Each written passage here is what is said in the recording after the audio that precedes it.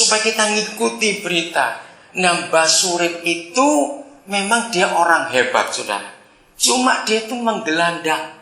Itu rambutnya sudah 6 tahun gak pernah dibuka ikatannya, cuma disiram air sabun saja. 6 tahun, bisa bayangkan penampilannya, saudara, di TV. Ampun. Ini lagu yang ketiga gak salah, Bangun Pagi ya, Bangun Pagi. Waduh, itu luar biasa. Dari anak kecil sampai orang tua suka lagunya Mbah Surip. Nah, saya belajar apa dari fenomena itu? Saya mengikuti berita waktu dia mau syuting di TV One. Ternyata dia datangnya kecepatan karena acara yang sudah berjalan belum selesai. Dia tidur, betul-betul tidur di belakang kursi penyiar, saudara. Sampai di syuting oleh kameramannya. Dipikir dia itu main-main, tidur bener. Orangnya santainya luar biasa. Apa yang saya pelajari? Gereja harus belajar dari Mbah Surip. 2 hal saja. 1, jangan munafik. Kenapa lagunya Mbah Surip laris? Padahal lagu itu seperti isinya pun ya cuma kita tak gendong bangun pagi segala macam. Enggak ada kata-kata yang penting. Tapi kenapa lagu? Jawabannya, bangsa Indonesia sudah nek dan muak dengan kemunafikan dan kepura-puraan. Semua dipoles, semua dipoles. Saudara ngerti kata jaim? Apa itu jaim itu? Jaga image. Dalam nama Yesus, Yahweh Tuhan kita paling benci dengan jaim dan kemunafikan. Dia paling benci. Mbah Surip itu enggak jaim, dia enggak munafik, dia apa adanya. Maka itu lagunya diterima semua golongan. Karena bangsa ini capek dengan kepura-puraan. Pemerintah apa yang dipidatokan enggak pernah sama dengan dibuat oleh rakyat untuk rakyatnya sendiri. Sama ketika gereja dikuasai roh kemunafikan, hanya tata cara agama yang kita perhatikan. Tapi di luar kelakuan kita lebih dari bajingan. Maka itu banyak orang muak lihat kekristenan. Kenapa musik-musik yang terkenal gak sehebat Mbah Surip? Karena pakai polesan semuanya. Enggak wajar, enggak apa adanya. Mbah Surip itu apa adanya. Yang kedua saya belajar dari Mbah Surip. Kenapa bisa begitu laku? Bangsa ini butuh hiburan yang ringan, yang menggembirakan. Agama itu berat, aturannya terlalu banyak, betul tidak? Terlalu banyak. Ini fenomena hebat Mbah Surip ini. Ikuti, cari beritanya tentang dia. Tiap hari ada tentang dia. Saya sampai heran. Luar biasa orang satu ini. Oke, saya kembalikan ke sini. Jadi kalau gereja hanya mengulang. Doktrin itu pengulangan, dogma itu pengulangan. Karena apa? Kita cuma belajar yang sudah mati. Itu berbahaya sekali. Maka itu gereja nggak ada kemuliaan karena menolak hal-hal yang baru. Luar biasa bodohnya gereja ini. Maka mulai hari ini mari kita rendah hati. Biarkan Roh Kudus bekerja semau-maunya. Hak apa kita membatasi dia? Ada banyak pemimpin gereja berkata, ya kan kami harus menjaga pengajaran. Sombong betul. Roh Kudus yang jaga, bukan kita, goblok. Siapa kita berani menjaga kemurnian pengajaran firman? Siapa kita? Sombong betul. Kita kembali ke 1 Korintus pasal 2. Jadi mulai hari ini kita harus tahu kemuliaan itu. Ayat yang ke-10 tadi saya belum selesai. Saya baca lagi. Namun Elohim menyingkapkan kepada kita melalui rohnya.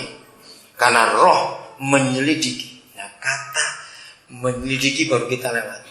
Kalimat berikut ada kalimat apa? Setelah menyelidiki coba lihat saudara. Sama yang literal dengan yang lain. Ada kalimat apa setelah kata menyelidiki?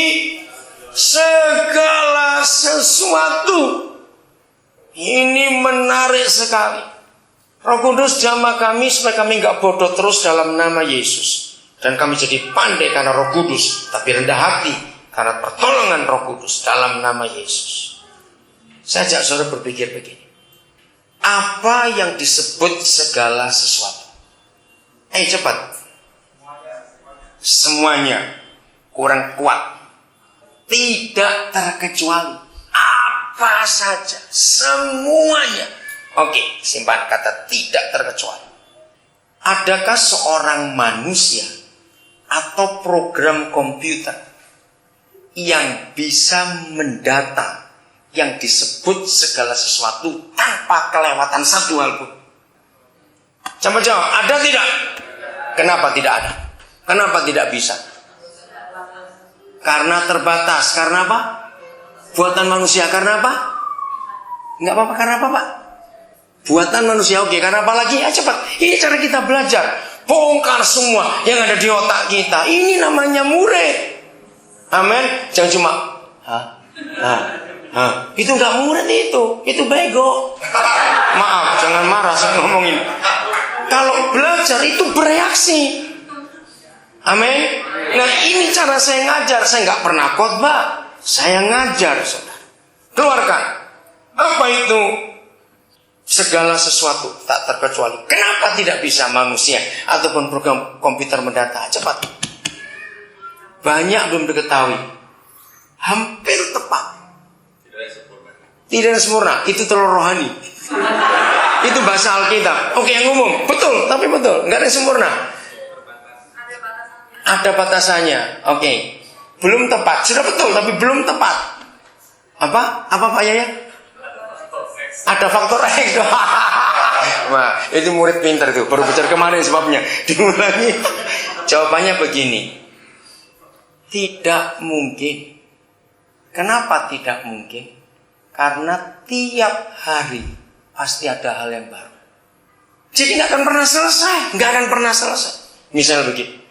Ada orang sudah 60 tahun. Ya, umurnya 80 tahun. Jadi sejak umur 20 dia data semua. Coba saya ingin berikan kecil aja. Yang namanya rambut itu kan cuma satu kata, rambut.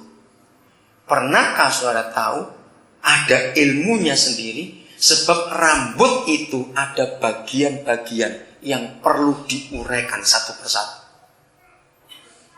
Aminkan dulu supaya saudara nggak bingung. Kuku. Pernah nyelidiki soal kuku? Saudara pernah kagum nggak? Di paling dasar, ya itu nggak ada apa-apanya, cuma daging dan tulang. Tiba-tiba bisa keluarnya dari mana? Udah pernah sadar nggak? Kalau kukunya diuraikan, ada banyak hal di dalamnya. Mata, bisa bayangkan. Saudara, beberapa waktu yang lalu saya bawa salah seorang anak kami. Gangguan matanya sampai minus 14.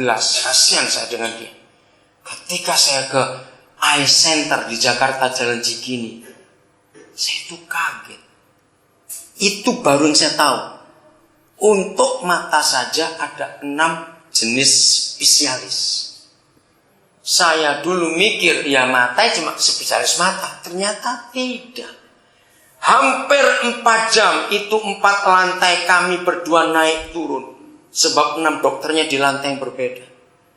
Jadi mata saja begitu. Nah, apalagi nyebut bunga. Bunga apa? Jenisnya apa? Bisa ngerti? Nah, bayangkan kalau ada orang selama 60 tahun, sejak umur 20 sampai 80 tahun, dia data semua yang disebut segala sesuatu. Maka pada ulang tahun yang ke-60, dia berkata, "Hore, sudah selesai." Keliru dia. Selama dia nulis, yang baru itu muncul terus. Loh, betul nggak? Kalau 60 tahun dia selesai, dia akan perlu waktu 60 tahun lagi untuk nunggu yang belum dia tulis selama 60 itu muncul lagi. Nah, 120 tahun dia selesai, masih nunggu lagi. Ngerti maksudnya?